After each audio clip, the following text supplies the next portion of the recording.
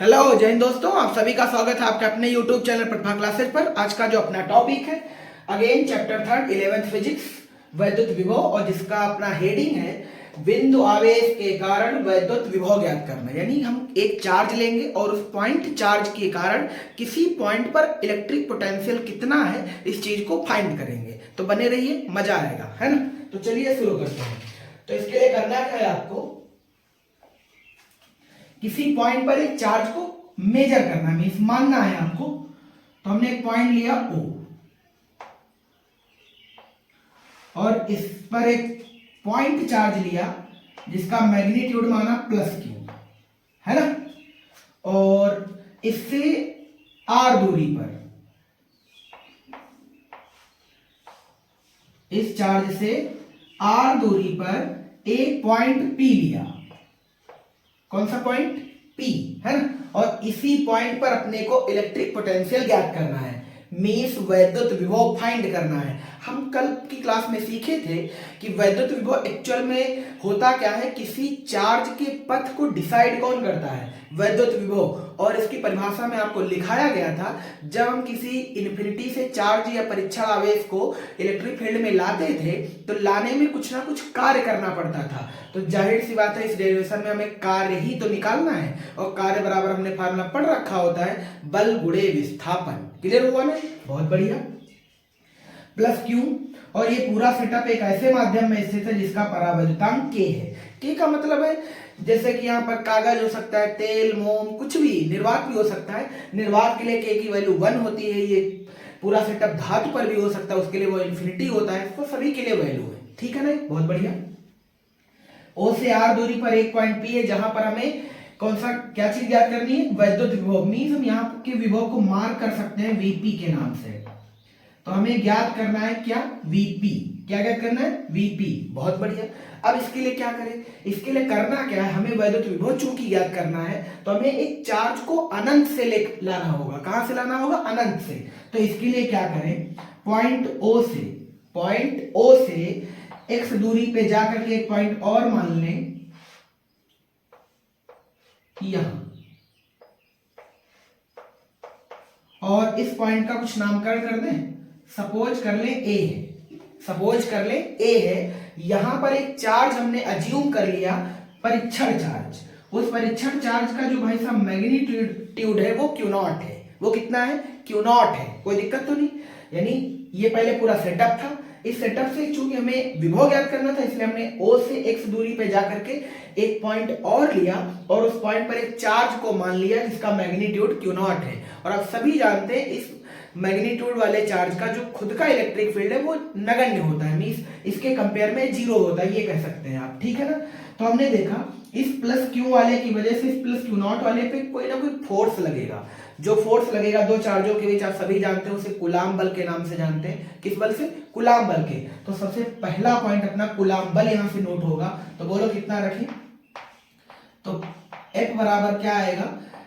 1/4πε0। चूंकि माध्यम का परावैद्युतांक भी लिख रखा है इसलिए क्या लिखना होगा? 1/4πε0K। बहुत अच्छे। Q1 Q2 बटे R²। Q1 अपना कौन है? Q। Q2 अपना कौन है? Q0 है। और इन चार्जों के बीच का डिस्टेंस कितना है? x। तो R² तो फार्मूले में था, हमने x² मार्क कर दिया। कोई बुराई नहीं है। बहुत बढ़िया। अब क्या करें, मुझे चूंकि कार्य लिखना है तो कार्य बराबर बल गुणे विस्थापन होता है। बल तो हमने फाइंड कर लिया, अब दिक्कत है विस्थापन में, है ना। तो उसको समझते हैं क्या करना है। इसके लिए क्या करें, इस चार्ज को पॉइंट A से वैद्युत क्षेत्र के अंदर, क्योंकि यहाँ पे इलेक्ट्रिक फील्ड फैला हुआ है तभी तो फोर्स लगा, तो पॉइंट A से एक पॉइंट और ले लेते हैं, यहाँ पे थोड़ी दूर और चलते हैं ताकि साफ साफ दिख पाए आपको। एक पॉइंट अपने और लिया B। कितना लिया? B। और इस चार्ज को इस फोर्स के अगेंस्ट इस दूरी तक ट्रेवल कराया, मींस हम ले करके आए। तो ध्यान से देखो, तो ये बहुत अल्प दूरी है, x के कंपेयर में ये डिस्टेंस बहुत कम है, और ये डिस्टेंस बहुत कम, उस डिस्टेंस का मार्किंग कर ले। सपोज कर ले वो दूरी dx है, वो दूरी dx है। और आप चाहो तो यहाँ पर थोड़ा बल के लिए भी वेक्टर मार्क कर सकते हो, ठीक है ना। यानी ये वाला जो फोर्स है वो क्यू नॉट पर उस तरफ बाहर की तरफ लग रहा है, ताकि आप ये समझ पाओ कि जब हम अंदर को चार्ज लेकर चलेंगे तो वो फोर्स के अगेंस्ट आएगा, क्योंकि फोर्स इस पर बाहर है और हम इसको अंदर लेकर आ रहे हैं, तो जाहिर सी बात हमें ताकत लगा के काम करना पड़ेगा। ऐसे कंडीशन में जो विस्थापन होगा, चूंकि विस्थापन एक सदिश राशि है, तो जब हम उल्टी कंडीशन में आएंगे, क्योंकि फोर्स उधर विस्थापन इधर, तो जो विस्थापन लिखा जाएगा वो निगेटिव लिखा जाएगा। कैसा लिखा जाएगा? निगेटिव। जब दोनों ही वेक्टर राशियां एक ही दिशा में होती हैं तब हम उन्हें पॉजिटिव रखेंगे, जब एक आगे और एक पीछे में अलग अलग डायरेक्शन में, देन हम एक को निगेटिव रख सकते हैं, ठीक है ना। तो हम फोर्स पॉजिटिव लिख चुके हैं, तो जाहिर सी बात है डिस्टेंस को निगेटिव लिखना पड़ेगा, फिर डिस्टेंस पॉजिटिव लिखते तो फिर फोर्स को निगेटिव लिखना पड़ता, कोई बुराई नहीं है, बहुत बढ़िया। हम क्यू नॉट को एफ के विरुद्ध कहां लेकर के आए? बी तक, तो जाहिर सी बात है कुछ ना कुछ काम करना पड़ेगा, और कार्य बराबर हम सभी जानते हैं बल गुणे विस्थापन।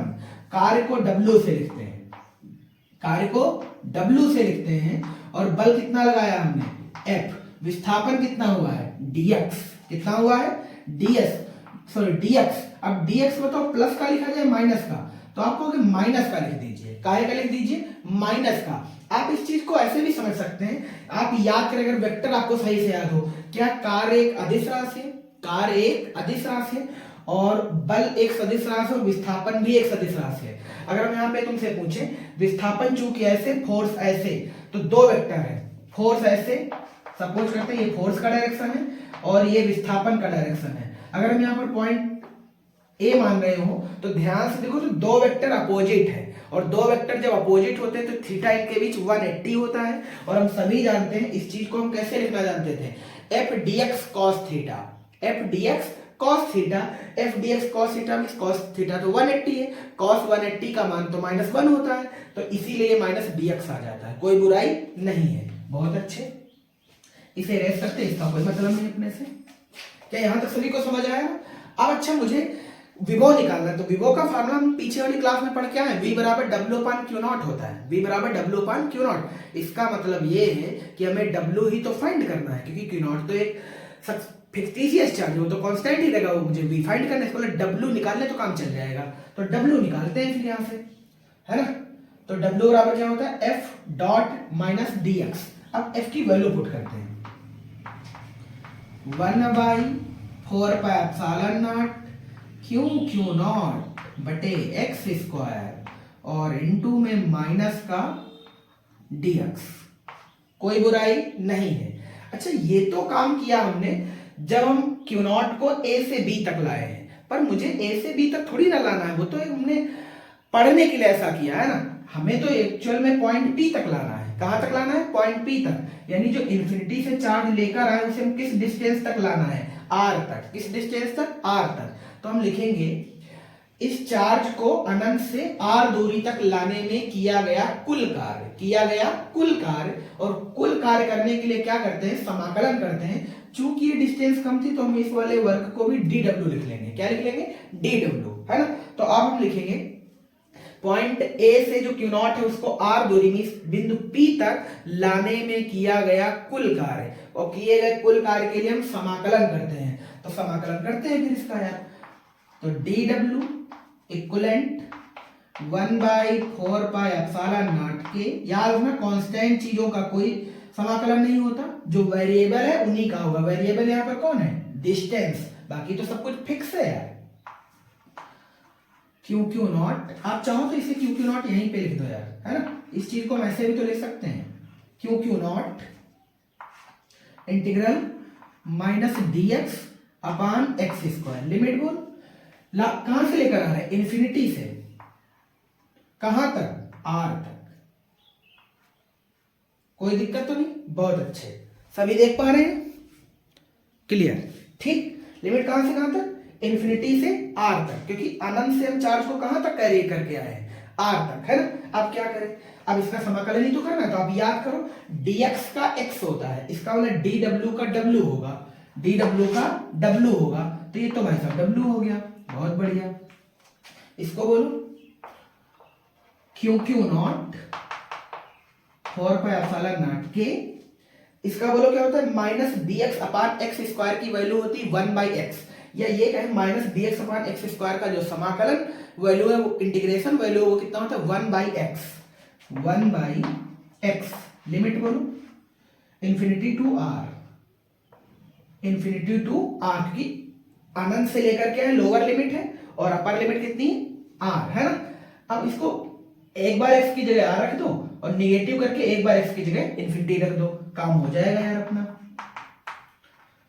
क्यों नॉट 4 पाई एप्सिलॉन नॉट के 1 बाई आर माइनस का 1 बाई इंफिनिटी, है ना। हम सभी जानते हैं इसकी वैल्यू तो 0 होती है, 1 बाई इनफाइनाइट की वैल्यू कितनी होती है 0 होती है। अब हम यहां पे मिटा के लिख रहे हैं, ध्यान से देखना सभी, है ना।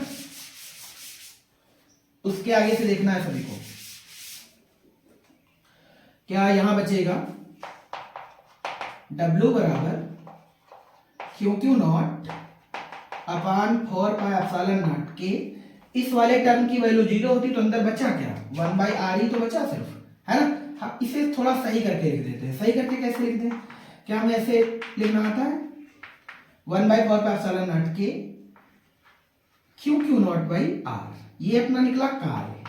क्या निकला है कार्य, पर अपने को तो निकालना है पी पर पोटेंशियल, पी पर विभव निकालना है। विभव निकालने के लिए क्या करें, क्या इस चार्ज की वजह से पॉइंट पी पर जो विभव का मैग्नीट्यूड है वो तो हमें पता ही कितना है W by Q not, W by Q not, जो कि पहले से पता है थ्योरी से।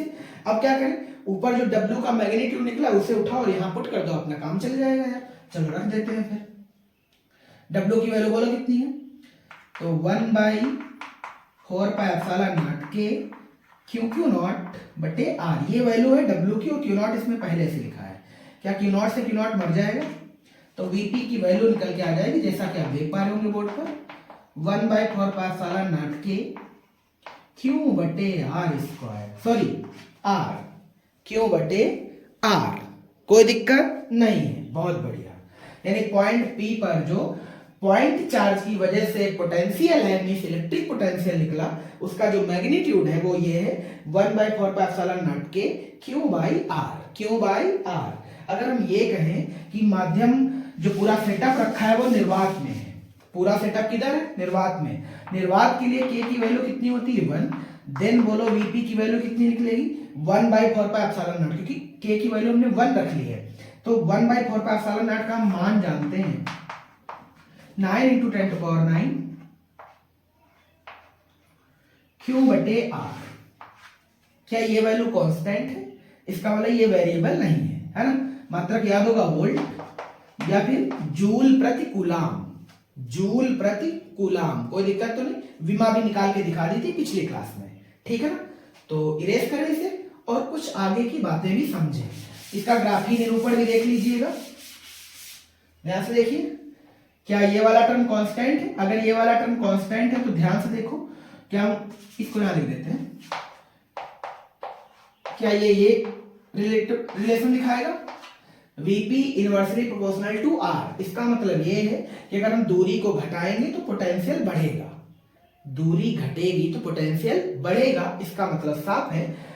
P पर Vp का आंसर कुछ और है। अगर हम यहां पर कोई पॉइंट ले ले Q, तो Q का जो पोटेंशियल होगा वो P से हाई होगा, यानी कि जो Vq होगा वो ग्रेटर होगा किससे, Vp से।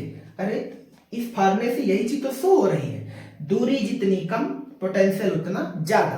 तो P पर Vp आंसर है, Q पर Vq आंसर मान लिया हमने। तो दूरी चूंकि ये वाला O से Q नजदीक है, इसलिए Vq का जो मैग्नीट्यूड होगा वो ज्यादा होगा किससे, Vp से। कोई बुराई नहीं है। इसका ग्राफ देख लीजिए, इसका ग्राफ कैसा बनता है वो देख लो।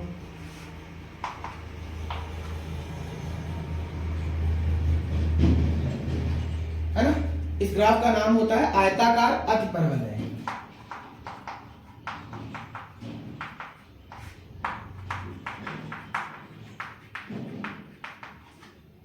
Vp और R में कैसा रिलेशन है, आयताकार अतिपरवलय। इधर वाली डिस्टेंस R है, ये वाला जो रेखा है वो Vp के लिए है। कोई दिक्कत नहीं होनी चाहिए किसी को भी, ठीक है ना। तो Vp इनडायरेक्टली प्रोपोर्शनल है किसके, R के, ठीक। तो इसे इरेज करते हैं। ये तो हो गया एक बिंदु आवेश के कारण वैद्युत विभव, जिसका मैग्नीट्यूड क्या है ये रखा आपके सामने, है ना। तो क्यों ना अगर हम बहुत सारे चार्ज मान लें, देन वैद्युत विभव का जो मैग्नीट्यूड होगा वो क्या होगा, है ना। तो इस बार हम विद्युत आवेशों का समूह लेंगे। क्या लेंगे? आवेशों का समूह।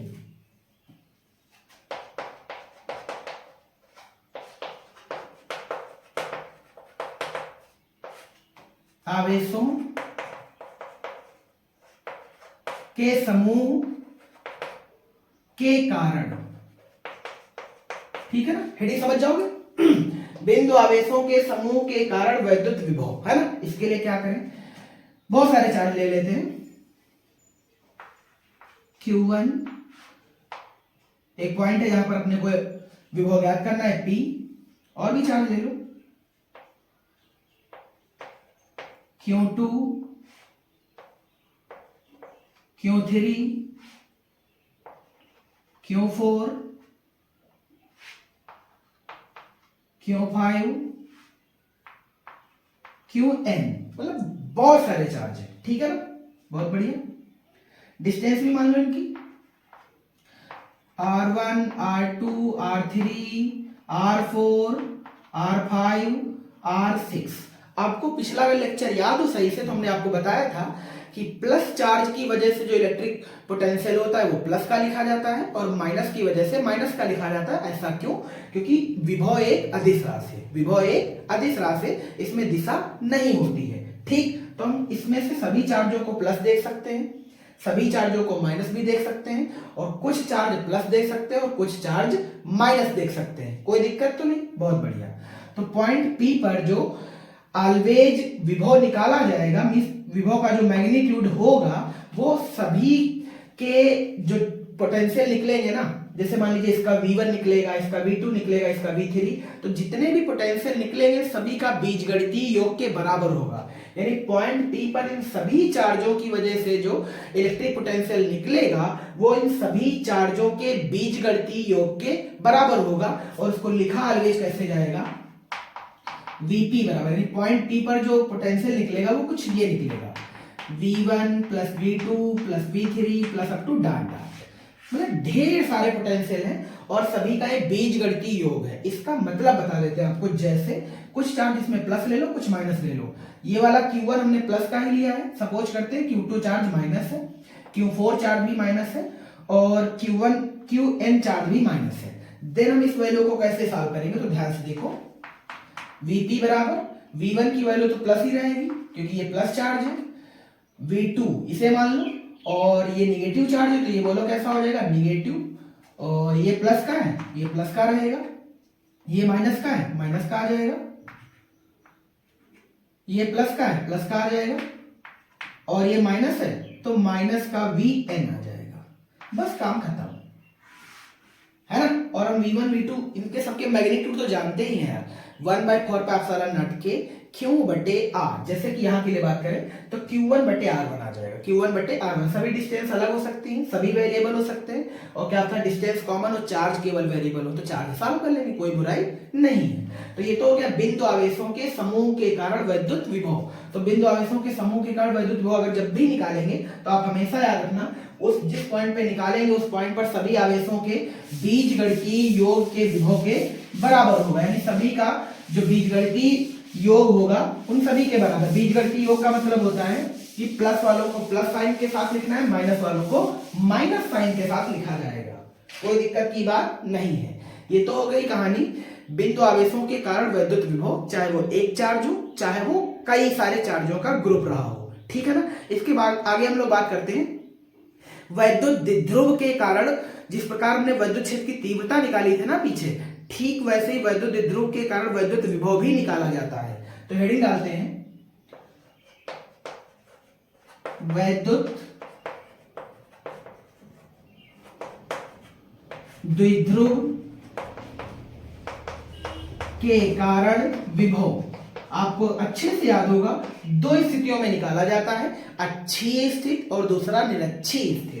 तो पॉइंट ए मींस पहली हेडिंग एक्सियल कंडीशन, है ना। तो अच्छी स्थिति में फाइंड करते हैं, कौन सी स्थिति में, अच्छी स्थिति में आपको याद होगा जो पॉइंट लिया जाता था वो द्विध्रुव की अक्ष पर लिया जाता था। तो सबसे पहले हम द्विध्रुव एक बना लेते हैं, आपको याद होगा द्विध्रुव एक ऐसा सिस्टम होता है जिसमें दो बराबर मैग्नीट्यूड के चार्ज बट उनके नेचर अलग अलग होते हैं। मींस जैसे एक माइनस चार्ज तो दूसरा प्लस क्यू चार्ज, मींस दूसरा पॉजिटिव चार्ज।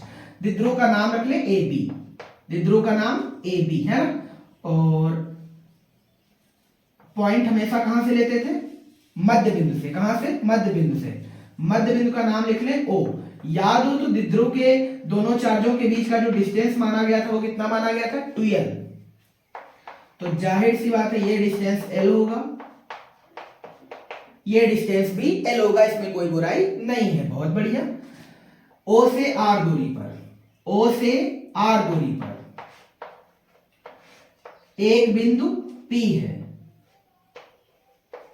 एक बिंदु P है जहां पर हमें पोटेंशियल ज्ञात करना है, मींस वैद्युत विभव ज्ञात करना है ना। तो क्या करें, चूंकि इसमें डायरेक्शन तो होता नहीं है कि हम प्लस की वजह से बाहर लिख दे और माइनस की वजह से अंदर लिख दे। तो आप याद रखो कि हमने पीछे लिखा था प्लस की वजह से इलेक्ट्रिक फील्ड बाहर लिखते थे और माइनस की वजह से इलेक्ट्रिक फील्ड अंदर लिखते थे। चूंकि विभव एक अदिश राशि है तो हम प्लस की वजह से प्लस लिख देंगे और माइनस की वजह से माइनस लिख देंगे, ठीक है ना। तो ध्यान से देखो, ये पूरा सेटअप एक ऐसे माध्यम में स्थित है जिसका परावर्तन k है। तो स्टार्ट करते हैं चार्ज 1 से, ठीक। ध्यान से देखो, तो हम लिखेंगे प्लस क्यू के कारण, प्लस क्यू के कारण वैद्युत विभव, प्लस क्यू के कारण विभव है ना। तो प्लस क्यू के कारण कैसा लिखेंगे? पॉजिटिव है ना। और इसके मैग्नीट्यूड का नाम क्या रखते हैं? v1।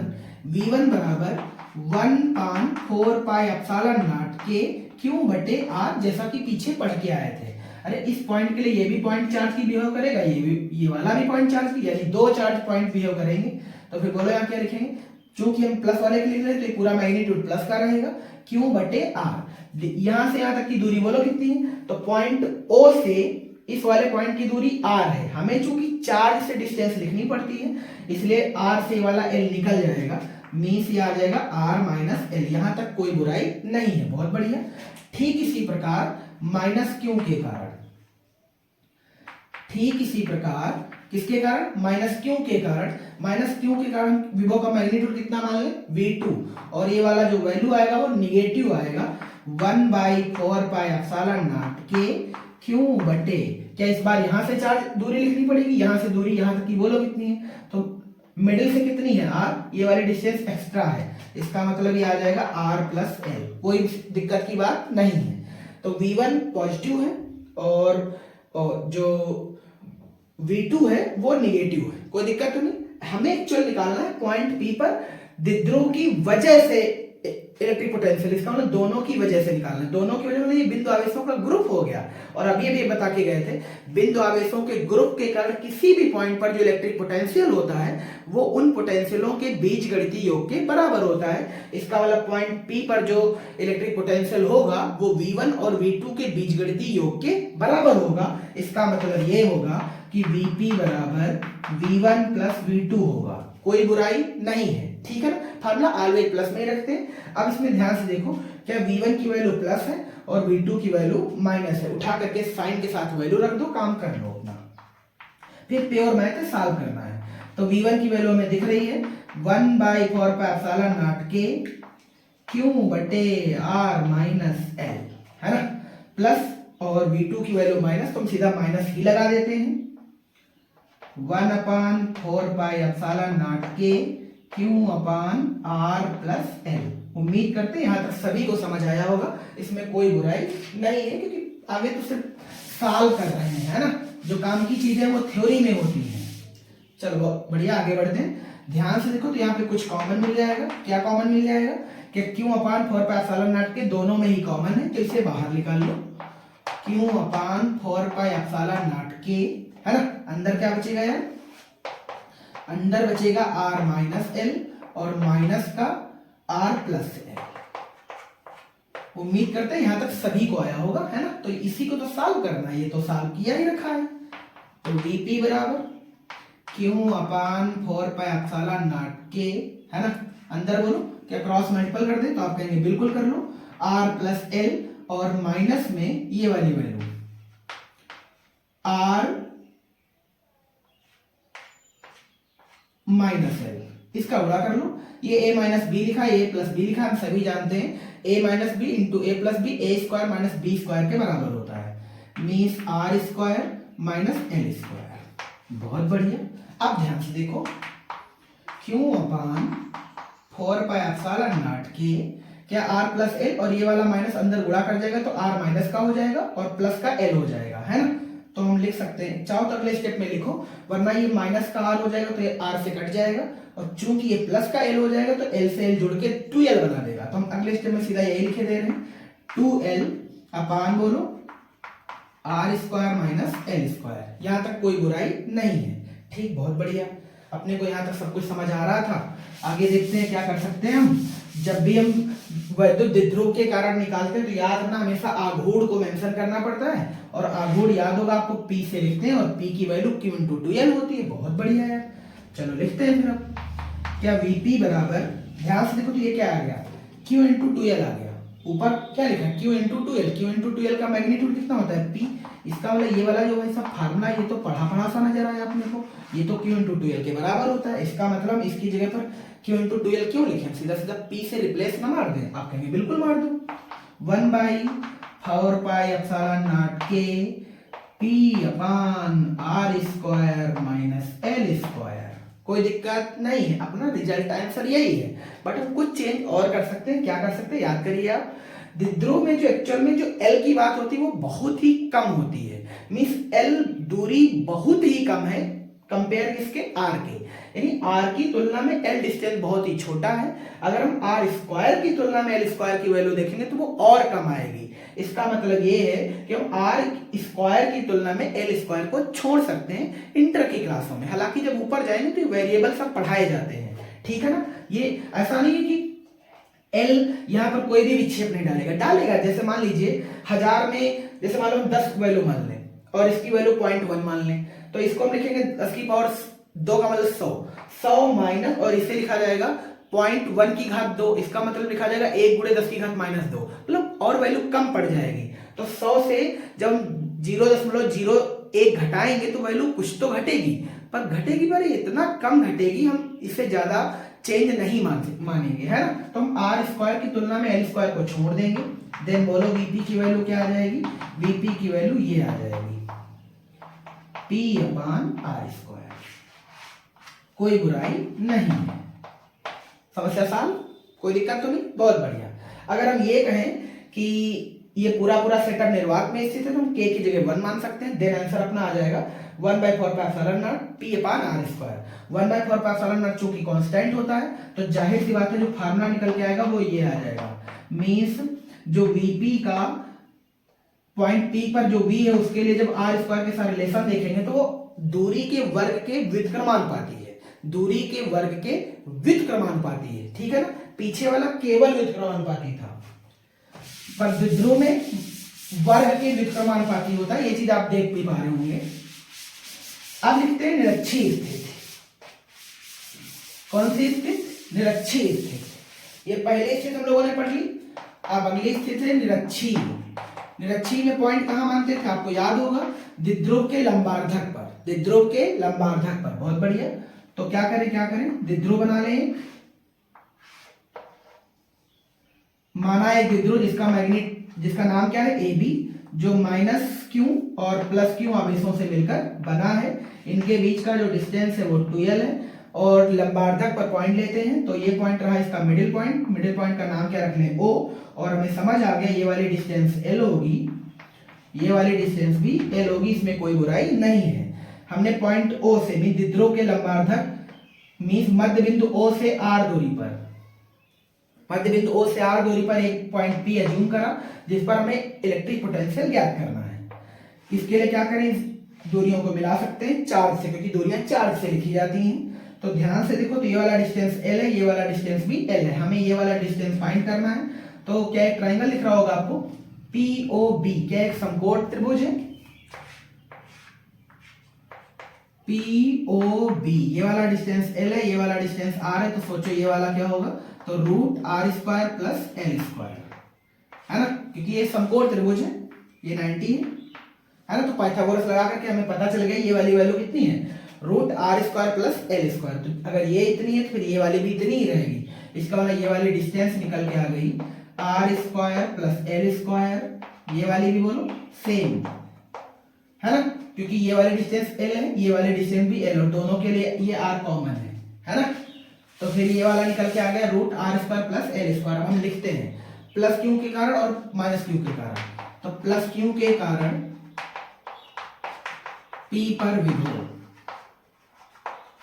P पर विभव बोलो कितना लिखेंगे आप? तो V1 मान ले, प्लस वाले की वजह से V1 मान लो, माइनस वाले की वजह से निगेटिव V2 मान लेना, है ना।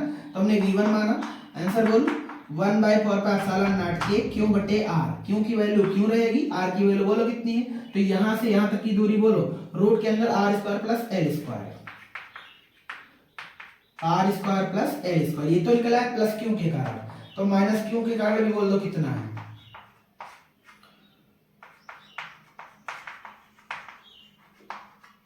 ना। तो क्या मैग्नीट्यूड बोलो क्या मान ले? V2। अब ये पूरा टर्म काहे का रहेगा? माइनस का 1/4 के क्यू, और माइनस वाले से दूरी बोलो अगेन सेम है, root r square plus l square. हम सभी जानते हैं किसी भी पॉइंट पर जब हम इलेक्ट्रिक पोटेंशियल लिखते हैं वो हमेशा उनके बीजगणितीय योग के बराबर होता है। इसका मतलब अगर हम Vp लिखना चाहें तो हम लिखेंगे V1 plus V2। V1 plus का है और V2 माइनस का है, तो क्या हम आराम से लिखेंगे V1 माइनस V2? आप कहेंगे बिल्कुल यार, जब हम V1 माइनस V2 रखेंगे चूंकि दोनों के परिमाण बराबर है, जितनी वैल्यू V2 की उतनी वैल्यू V1 की, बस अंतर इस बात का है कि V2 माइनस है और V1 प्लस है। तो हम Vp लिखने वाले हैं तो लिखेंगे V1 प्लस V2, और यहाँ पर आराम से लिखेंगे चूंकि V1 इक्वलेंट V2 है और यहाँ पे एक्चुअल में लिखा जाएगा V1 minus V2। V1 minus V2 क्यों? क्योंकि V2 का वैल्यू माइनस का है, कोई बुराई तो नहीं। और चूंकि V1 इक्वलेंट है V2 की, क्योंकि जितना वैल्यू V2 का उतना वैल्यू V1 का, जैसा कि आपने ऊपर देखा था। तो जो Vp आएगा भाई साहब वो कितना आएगा? 0। कितना आ जाएगा? 0। इसी के साथ ये क्लास एंड करते हैं, मिलते हैं नेक्स्ट क्लास में, और तब तक के लिए आप ये सब अपना पढ़ के आते रहिएगा, कोई दिक्कत नहीं। जैसे आपकी कोचिंगों और स्कूलों में पढ़ाया जाता है ना, सेम टू सेम वैसे ही यहाँ पर पढ़ाया जा रहा है इस प्लेटफॉर्म पर। आराम से अपने दोस्तों को जोड़ते रहिए और मजे से पढ़ते रहिए। Thanks for watching. जय हिंद।